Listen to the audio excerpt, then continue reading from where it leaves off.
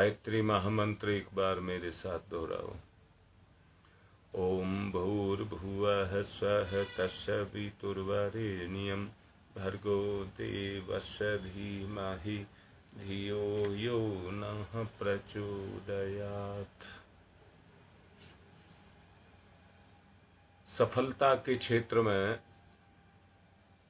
जीवन की सफलता के क्षेत्र में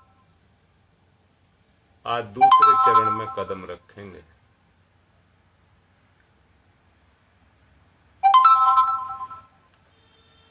दूसरे चरण में जिसमें कदम रखना चाहते हैं वह है स्वास्थ्य। पहला जो चरण है उसको कहते हैं चिंतन, और दूसरा जो चरण है उसको कहते हैं स्वास्थ्य। हर कोई व्यक्ति ये चाहता है कि मैं स्वस्थ रहूं,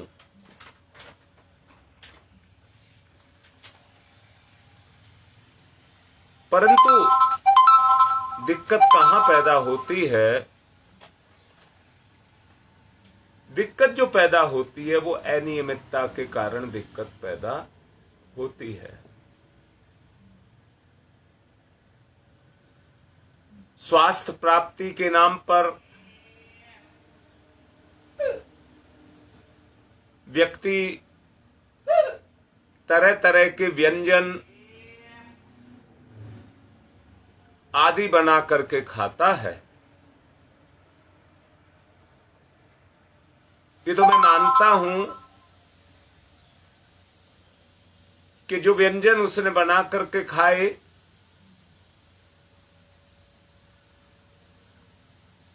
शायद उसके पीछे उसका एक उद्देश्य रहा हो। शायद शब्द बोल करके कह रहा हूं कि ये मुझे रोग पैदा नहीं करेगी, शक्तिशाली मेरी शक्ति को बचा करके रखेगी। परंतु सच्चाई इससे अलग है। सच्चाई क्या है कि व्यक्ति जो भी व्यंजन बना करके खाता है वो अपनी जीभ के रस के लिए बना करके खाता है, स्वाद के लिए बना करके खाता है।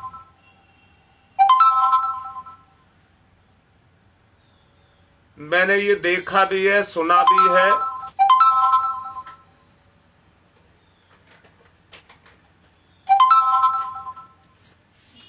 एक दो मेरे बच्चे भी हैं उस तरह के,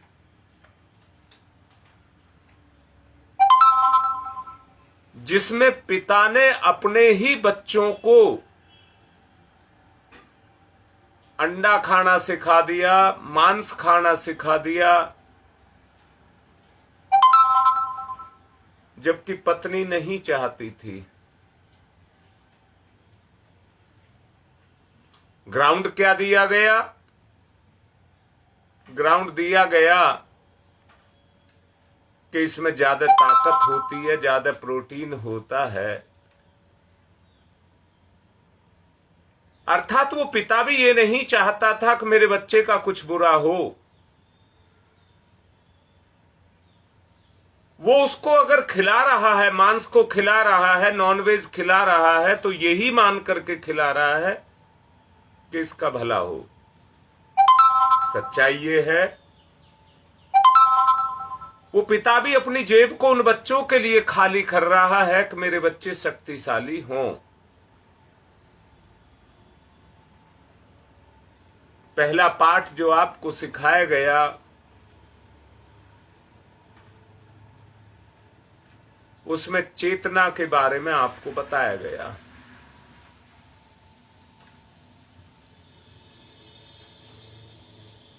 उसमें बताया गया था शारीरिक बल की अपेक्षा भावनात्मक बल की ताकत बहुत ज्यादा होती है।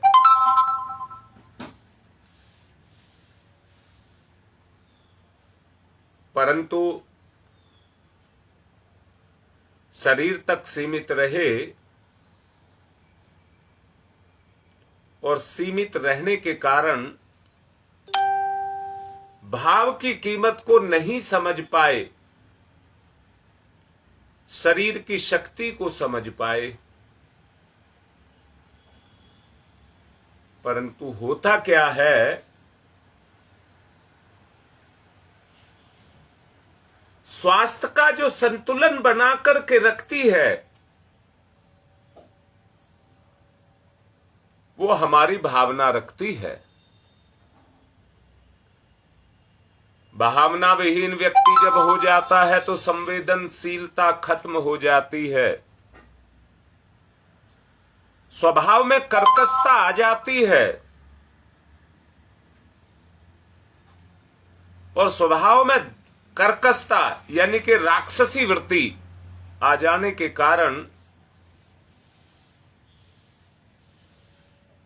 व्यक्ति संसार का भोग ज्यादा से ज्यादा करता है, और जितना संसार का भोग बढ़ता चला जाता है उतना भावना का भोग हटता चला जाता है।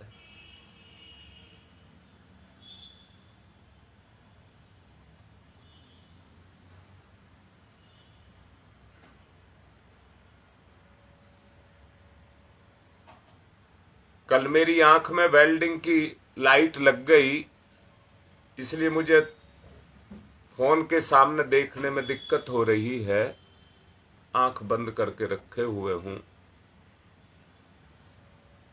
आपको एक बात समझाना चाहता हूं, जैसे जैसे भावना की कमी होती जाती है भोग की वृत्ति वैसे ही वैसे बढ़ती चली जाती है, और उसके बढ़ने के कारण रोग हमें पकड़ने लग जाते हैं।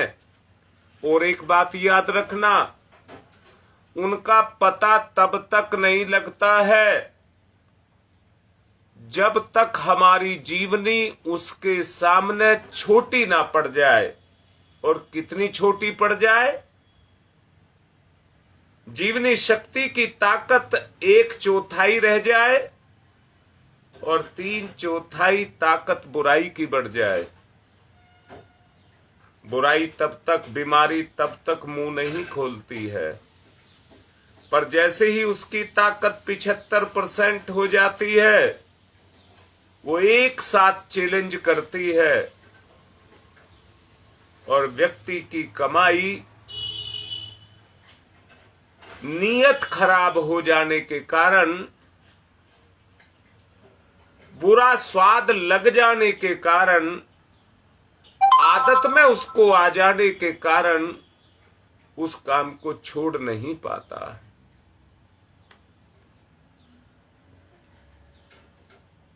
और ना छोड़ पाने के कारण कमाई का एक बड़ा हिस्सा उस स्वाद की, जीभ की पूर्ति में जाकर के लग जाता है। बाकी जो बचता है वो डॉक्टर की और केमिस्ट की जेब में चला जाता है। कमाई चाहे कितनी ही बड़ी क्यों ना हो, परंतु वो छोटी पड़ जाती है, छोटी पड़ जाती है।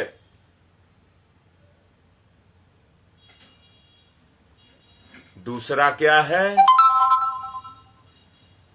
फैशन के नाम पर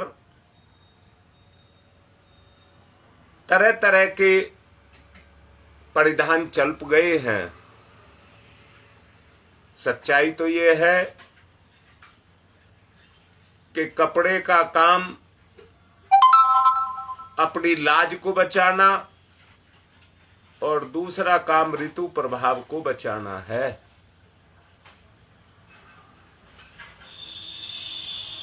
आप लोग भी देखते होंगे, मैं भी देखता हूं,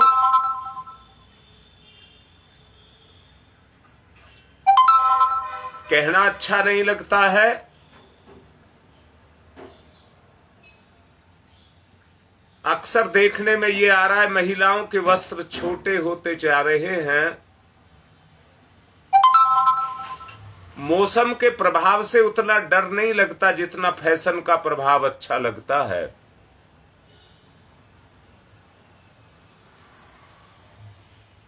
आदमी का एक स्वभाव बनकर के खड़ा हो गया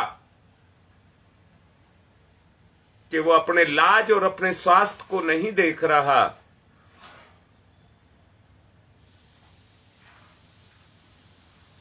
वो अपने आप को पेश कर रहा है, परोस रहा है।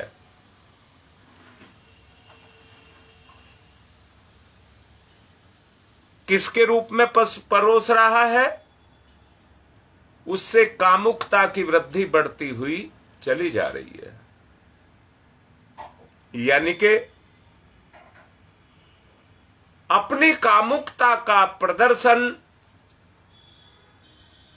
श्रृंगार, वस्त्र का भोंडापन, इनके माध्यम से समाज में परसा जा रहा है। और एक ऐसी प्रवृत्ति समाज में जन्म लेती चली जा रही है जो फैशन प्रस्ती के रूप में है।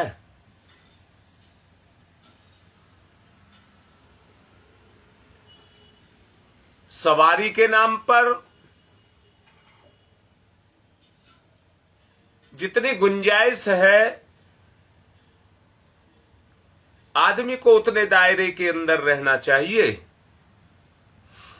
पर आदमी की होड़ लगी है। नाक का विषय, इज्जत का विषय बन चुका है कि व्यक्ति दिखावे के रूप में एक से एक बढ़िया महंगी कारें या साधन खरीदना चाहता है।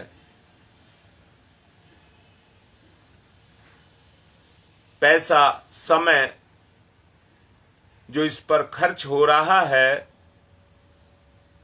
वो कहां से आएगा? पैसा और समय कहां से आएगा?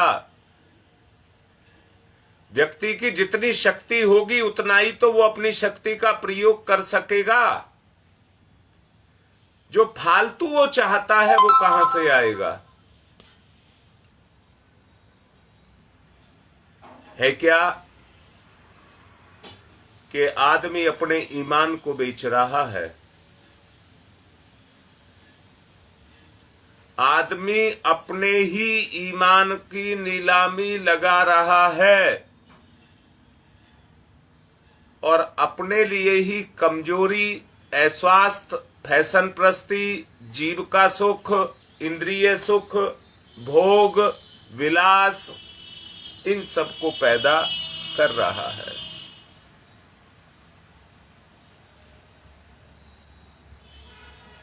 सच को देखिए, अगर ये सब आदमी कर रहा है तो दो शब्द बोलना चाहूंगा। एक को कहूंगा कुत्सा और दूसरी को कहूंगा कुंठा। एक को कहा है कुत्सा, जो ललक, लालच, भोग के रूप में हमारे अंदर आकर के बैठ गया, उसको पाने की ललक को कुत्सा कहते हैं। और कुंठा, जो हमारी शक्ति की क्रियाशीलता थी या इंद्रियों की सक्रियता कहिए, उसकी धार खत्म हो गई है। जिस उद्देश्य के लिए इंद्रियां बनाई थी, आंख जिस काम के लिए बनाई थी, इस काम आंख में वो पैनापन नहीं रह गया, दृष्टि के अंदर वो पैनापन नहीं रह गया। सारी इंद्रियों की बात मैं आपसे कर रहा हूं। जिस इंद्रिय के जो गुण थे उसमें वो गुण नहीं रह गया, बदले में उसका उल्टा दुर्गुण पैदा हो गया। जो हमारे जीवन की, हमारे स्वास्थ्य की रक्षा करती थी और हमें आगे बढ़ाती थी, आज वो हमको उल्टा गिराती हुई चली जा रही है।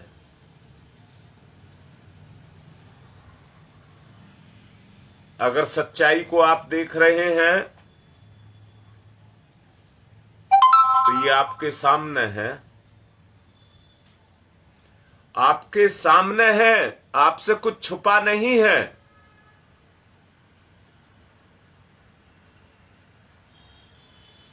आप चाह करके भी आगे बढ़ना चाहेंगे तो आइए, कुत्सा और कुंठा ऐसी लग गई है, बढ़ोगे किस साधन से?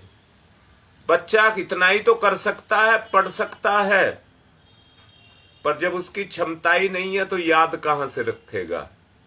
इंद्री तो उसकी काम कर नहीं रही है, मन तो उसका पकड़ नहीं रहा उस चीज को। बच्चा भी जानता है, जोर भी लगाता है, चाहता भी है कि मुझे याद हो जाए, समझ आ जाए, परंतु कुत्सा पैदा हो जाने के कारण उन गुणों को ना तो हमारे अंदर प्रवेश मिल पाता है, ना हमारी चेतना में वो सक्रिय हो पाते हैं। हमारी चेतना पर सक्रिय हो गई कुत्सा, कुत्सा अभी समझा है, कुत्सा को वो पैदा हो गई तो जीवन को तो कुंठित करेगी ही करेगी। सच्चाई सबके सामने है, कोई कैसे इस बात का विरोध कर सकता है? जो सच्चाई है उसको कोई नकार नहीं सकता।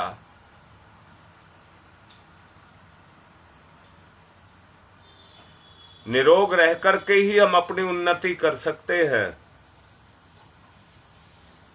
किसी भी मंजिल पर चढ़ने की ताकत हमारे अंदर होनी चाहिए, तभी हम वहां तक पहुंच सकते हैं।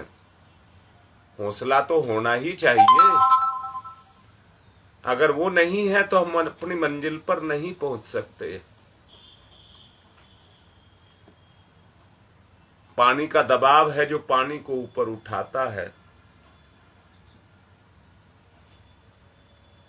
पानी का दबाव है जो पानी को ऊपर उठाता है। जब तक दबाव नहीं पड़ता है पानी ऊपर नहीं उठता है। चाहे वो हवा से दबाव डाला जाए, चाहे पानी पर पानी डाल करके दबाव डाला जाए। जैसे साइफन सिस्टम होता है, एक तरफ से पानी डालते हैं तो दूसरी तरफ से निकलता रहता है, ये दबाव है। ऐसे ही एक दबाव हमारी चेतना का भी होता है।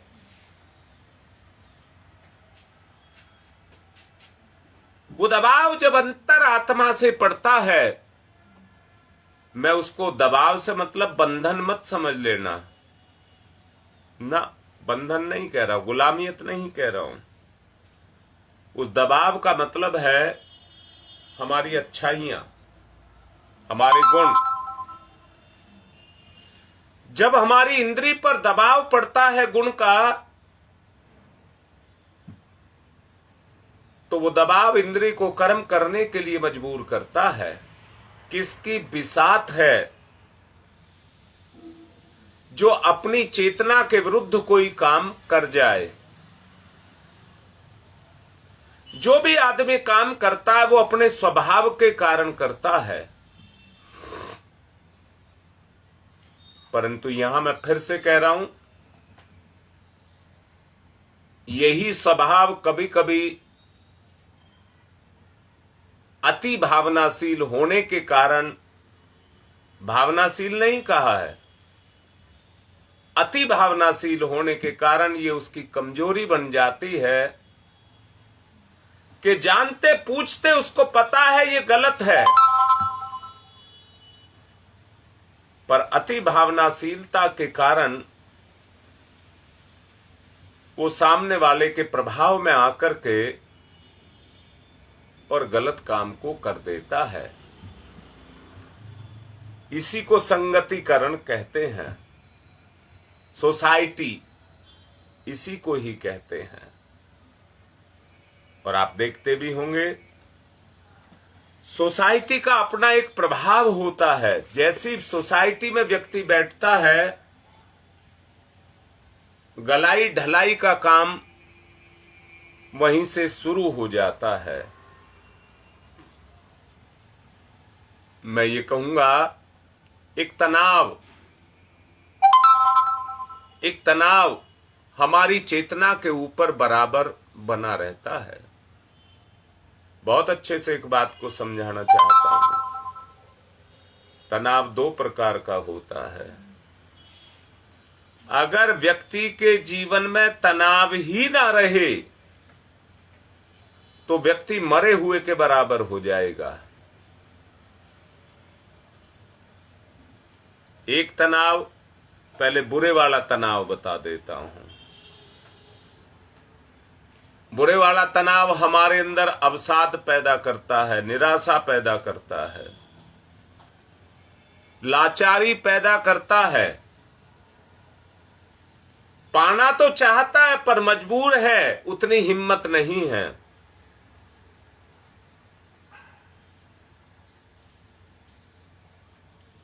एक तनाव नेगेटिव की ही बात कह रहा हूं। व्यक्ति की सोच में नकारात्मकता आकर के बैठ जाती है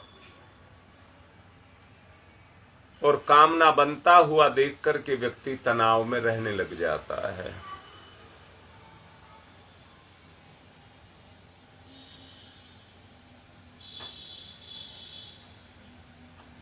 और तनाव में रहने के कारण उसकी चेतना कुंठित होने लग जाती है, उसकी चेतना कुंठित होने लग जाती है। और दूसरा तनाव एक अच्छे वाला तनाव है। सोच करके देखिए, अगर तनाव ना हो तो किसी काम को करने की इच्छा ही नहीं होगी। अरे समय निकला जा रहा है, ये काम मुझे इस समय करना था, मेरा समय निकल रहा है, काम का समय, जरा बारीकी से देखें। हर चीज का एक समय होता है और वो समय ईश्वर की तरफ से, समय ईश्वर है। जो आपकी चेतना में तनाव, दबाव पैदा कर रहा है और दबाव पैदा करके कर्म को करने के लिए आपको प्रेरित कर रहा है। अगर व्यक्ति की चेतना पर तनाव ही नहीं होगा तो व्यक्ति ढुलमुल होकर के कर्म को करेगा, ढुलमुल होकर के कर्म को करेगा।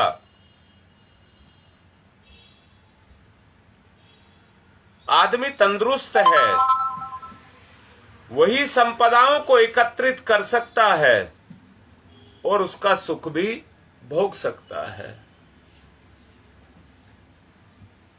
दुनिया में मिठाइयां बहुत हैं, मीठा एक है परंतु उसकी वैरायटी बहुत है। जी ललचाता है उनको खाने के लिए, भोग उनका स्वाद लेने के लिए, परंतु डायबिटीज हो गई है। क्या करें? डायबिटीज हो गई है, क्या करें? मीठा तो एक ही है पर उसकी वैरायटी बहुत सारी है। मन करता है उनका स्वाद और सुख लेने का, परंतु शरीर की क्षमता इस बात की मंजूरी नहीं दे रही। अगर आप वैचारिक रूप से, मानसिक रूप से कमजोर हैं तो तनाव को आप रोक नहीं पाएंगे।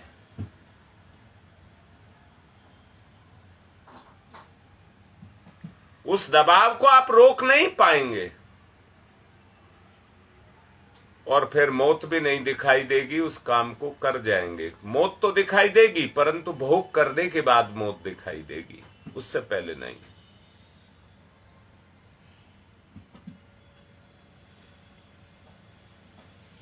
अगर व्यक्ति के ऊपर एक तनाव आ जाए, मुझे शुगर हो गया, डायबिटीज हो गई है, और मुझे इसको ठीक करना है, चाहे कुछ भी हो जाए मुझे इसको ठीक करना है,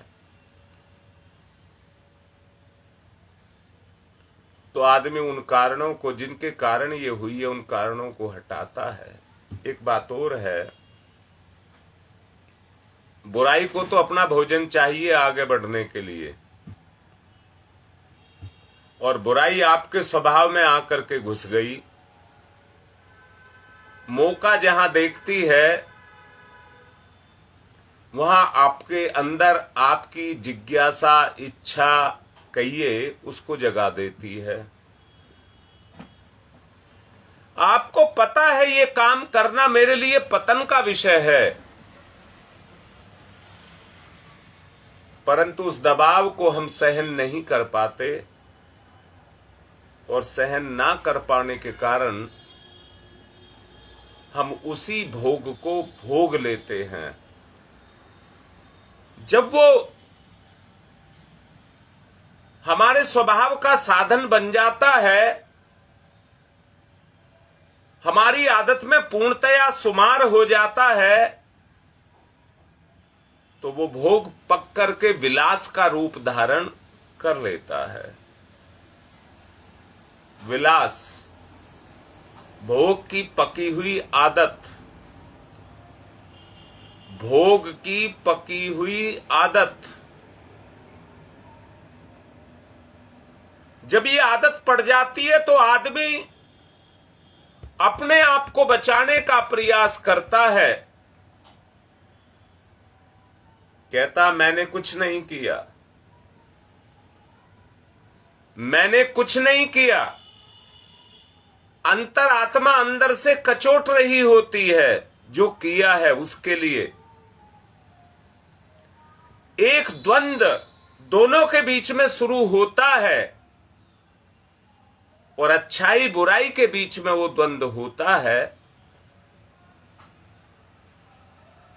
विलास के कारण भौतिक रूप में हमारी चेतना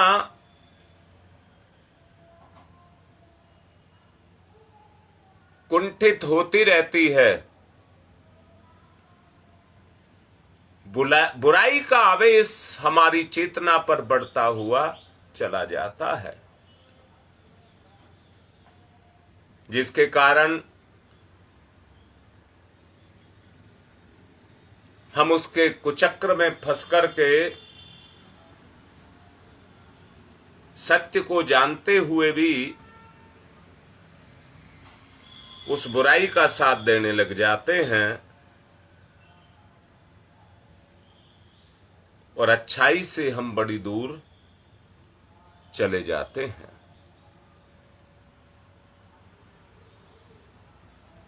संसार बहुत बड़ा है, जितना बड़ा है इतना ही बड़ा इसमें आनंद भी है।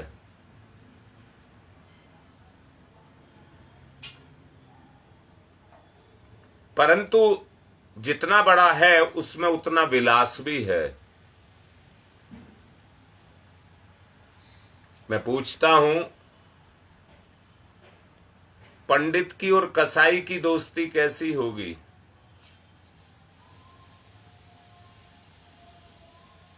ठीक इसी तरह की दोस्ती आनंद और विलास की है।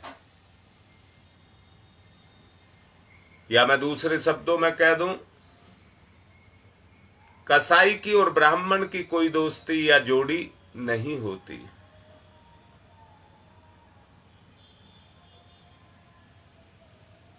जिस तरह से ये दोस्ती नहीं होती, आनंद और विलास की भी कोई दोस्ती नहीं होती। मैंने कहा संसार बहुत बड़ा है, इसके अंदर आनंद भी उतना ही बड़ा है। चारों तरफ सर्वत्र आनंद ही आनंद बिखरा हुआ है। प्रफुल्लता, प्रसन्नता के परमाणु बिखरे पड़े हैं। हर जगह पर खुशी के फव्वारे फूट रहे हैं। सिनेमा की निर्जीव प्रतिमाएं 2 घड़ी के लिए पर्दे पर चलती हैं, आदमी को हंसाने और रुलाने लग जाती हैं। उनके पीछे जो काम कर रही होती है वो भावना काम कर रही होती है।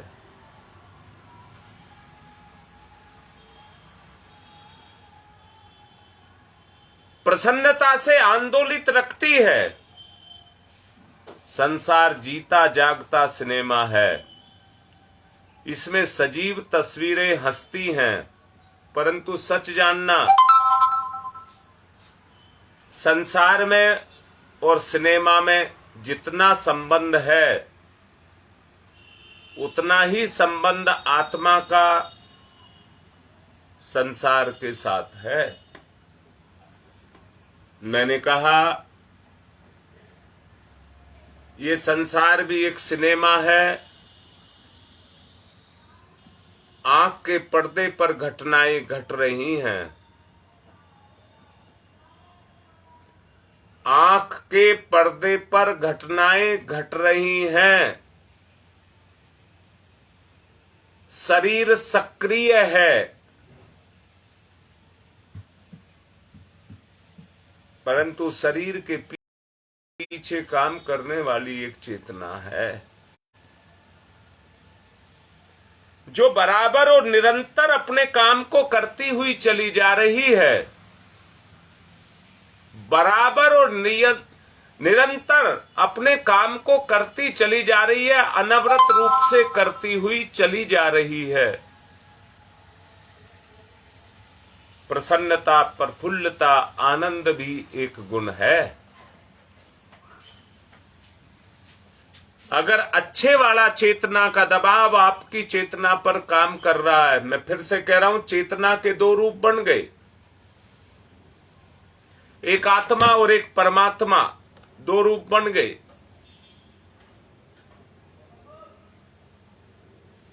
अगर आप अपने आप को प्रसन्न, प्रफुल्लित रखना चाहते हो, आनंद से ओतप्रोत रखना चाहते हो, तो आपकी चेतना परमात्मा की चेतना में क्रियाशील हो जाए।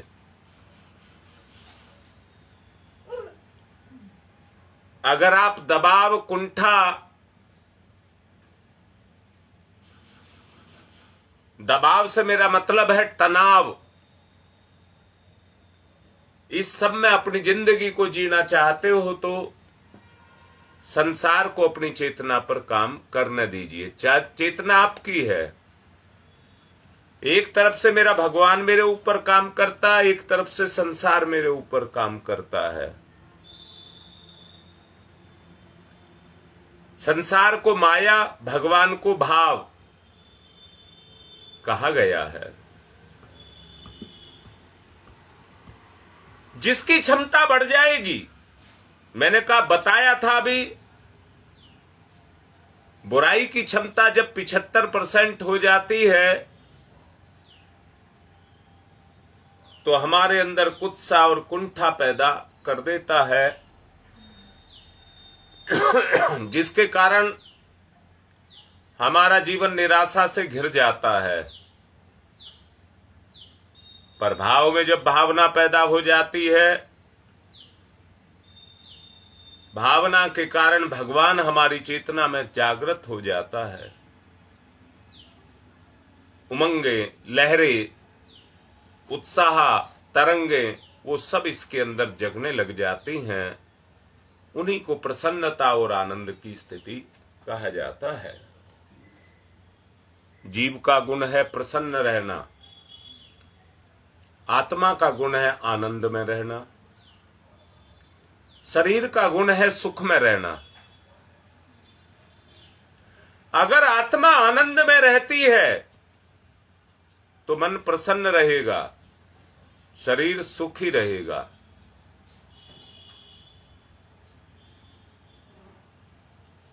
परंतु इसके विपरीत अगर जाएंगे तो ना तो आनंद ही आपको देखने के लिए मिलेगा, ना प्रसन्नता ही आपको मिलेगी, और संसार में सुखी रहते हुए भी दुखी दुख मिलेंगे। आज साधन की भरपूर मात्रा है, आदमी के लिए खाने भोगने पहनने के लिए कमी नहीं रह गई है। अभी मैंने फैशन प्रस्ती की बात कही थी, चटोरेपन की बात कही थी।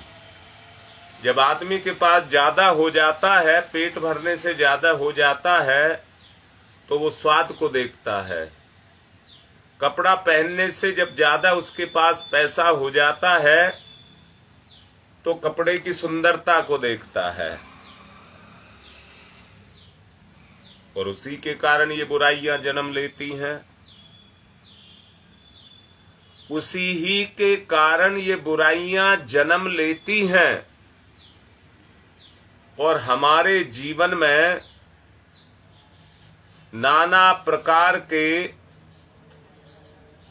दुर्भाव पैदा करने लग जाती हैं या भाव पैदा करने लग जाती हैं। दुर्भाव की जब सजीव तस्वीरें आकर के हंसती हैं तो हम रोते हैं। दुर्भाव की तस्वीरें हंसती हैं, ठाका लगाती हैं, तो हम रोते हैं। किसके कारण? कोई काम पैदा करती है, कोई क्रोध पैदा करती है, कोई लालच पैदा करती है, कोई भोग पैदा करती है और हमारी शांति को खत्म कर देती है।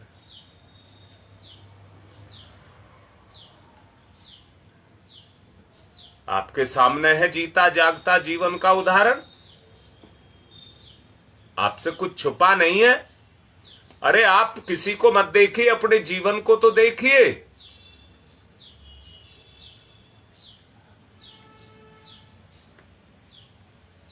आदमी उसी दायरे में, आज का ज्यादातर आदमी, मैं तो कहूं 99% आदमी इसी में अपनी जिंदगी को जी रहा है। जीवन का सही रास्ता, सही मार्ग उसको नहीं मिल पाया है। गुरुदेव के जैसे तो एक ही हुए हैं और वो गुरुदेव ही हुए हैं। आज हम उनके करोड़ों बच्चे हैं।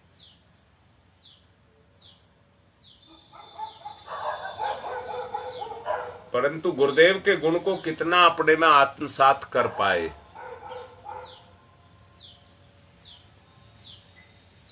गुरुदेव के गुण को अपनी चेतना में कितना सक्रिय कर पाए। संतान कहने का अधिकार तभी ही तो है जब हमारे अंदर वैसे गुण हों, उस वैरायटी के हम हों।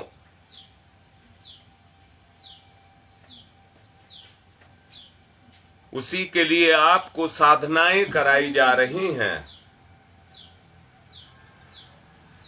हमारा स्वभाव बदल जाए, हम बदल जाए, हमारी आदत बदल जाए, हमारी सोच बदल जाए,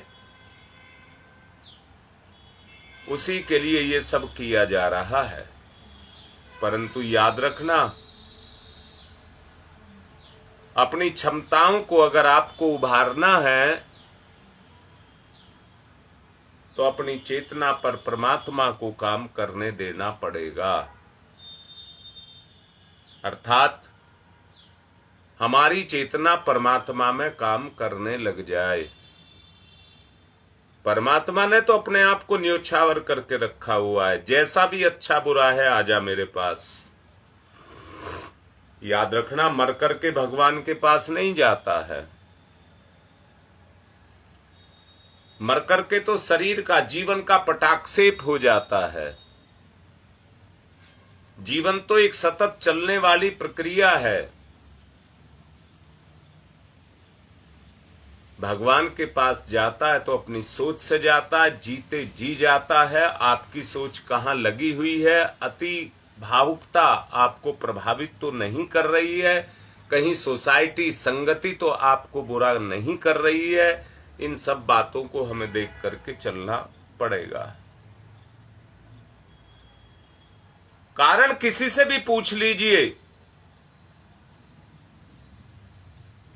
ये पूछ लीजिए मुझे स्वर्ग मिल जाए,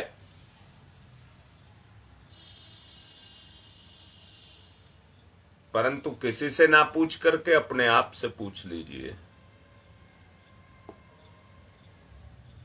अगर आप पूछेंगे अपने आप से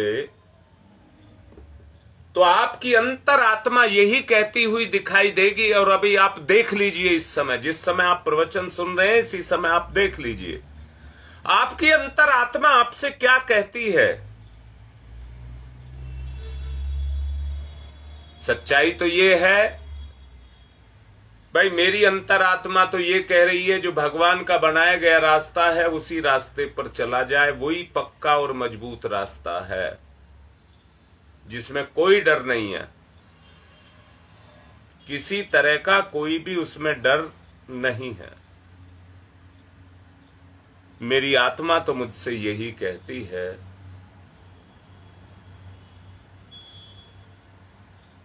जो बोला गया है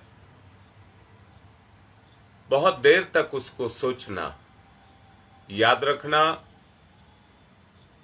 जो गिरता है वो अकेला नहीं गिरता है। याद रखना बहुत अच्छे से, कोई दीवार पर जा रहा है तो वह अपने आप से नहीं गिरता है, बैलेंस खराब होता है तब गिरता है, या कोई उसे धक्का दे तो तब गिरता है।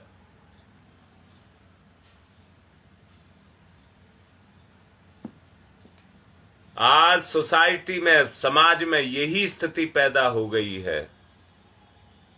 तरह तरह के भय हमारी चेतना के ऊपर काम कर रहे हैं। हम अंदर से खुद कह रहे हैं मैं गिर जाऊंगा, पता नहीं मैं पार उतर पाऊंगा कि नहीं उतर पाऊंगा। संशय पैदा हो गई है।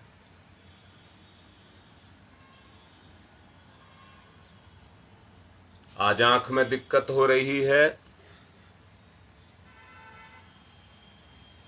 कोशिश तो किया है कि सच्चाई को सामने प्रकट किया जाए, बाकी आप तोल लेना कि तोलना तो आपका ही काम है। मैं तो जो बड़बड़ कर लेता हूं, मेरा काम बस इतना ही है, बड़बड़ कर लेता हूं। आप कितना बात को महत्व दे रहे हैं, मैं दोबारा से फिर से बोल रहा हूं। आदमी का एक स्वभाव होता है, मर जाएगा पर अपने स्वभाव को नहीं छोड़ेगा। जानता है निर्णय के रूप में सही गलत क्या है, परंतु जो स्वभाव है वो उस व्यक्ति को नहीं छोड़ता है।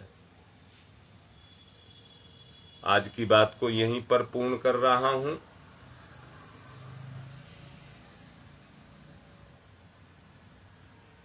हाँ गुप्ता जी, गुलाब जल डालूंगा।